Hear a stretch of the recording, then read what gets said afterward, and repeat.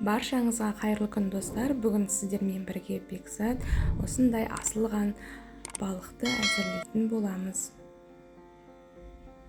Ол үшін біз ұнымызға бір жұмыртқа қосып, және де тұз салып, жылы сумен қамырымызды илейтін боламыз.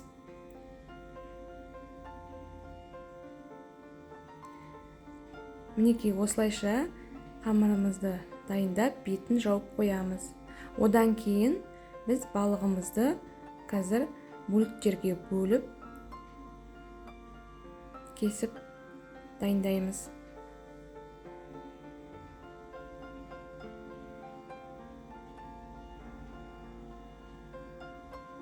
Мінекей барлығын осылай кесіп дайындап қоямыз.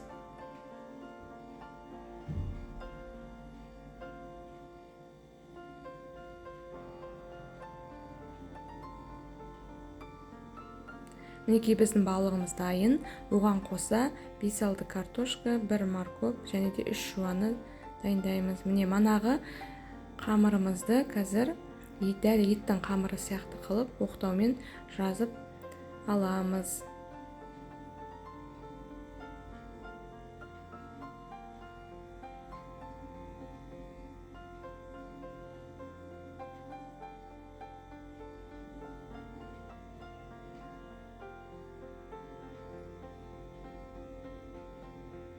Мінекей менің қамырым дайын. Енді осыны қазір бөліктерге бөліп кесіп қоямын.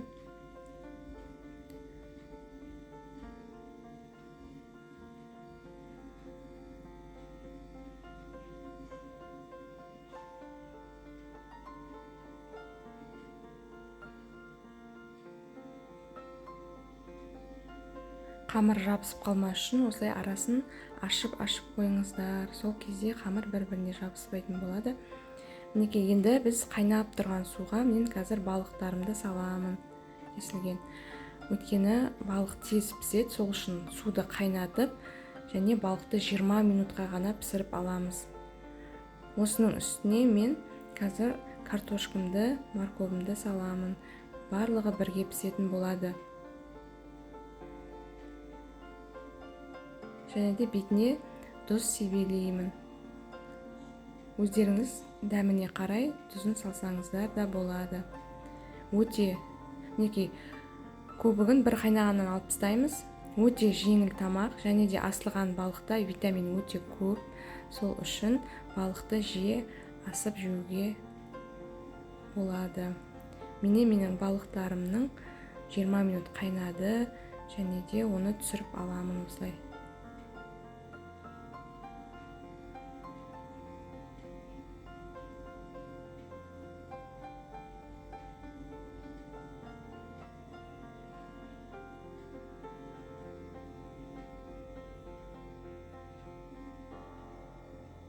Менің картошкаларым әлі қаттылау екен, сол үшін 5-10 минутқа тағы қайнатып аламын. Міне осылай жуаны тұздықты сорпа құйып үстіне қойып қоямыз. Және де қатты қайнап тұрған сорпаға мен қазір қамырларымды салатын боламын. Менде бір картошка әлі шамалы тастайлау екен, сол үшін қалдырып қойдым.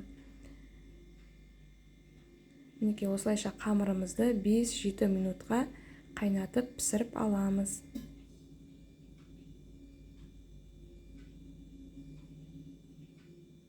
Мінекей біздің балығымыз дайын. Сіздер де жасап қараңыздар. Өте дәмді әрі пайдалы.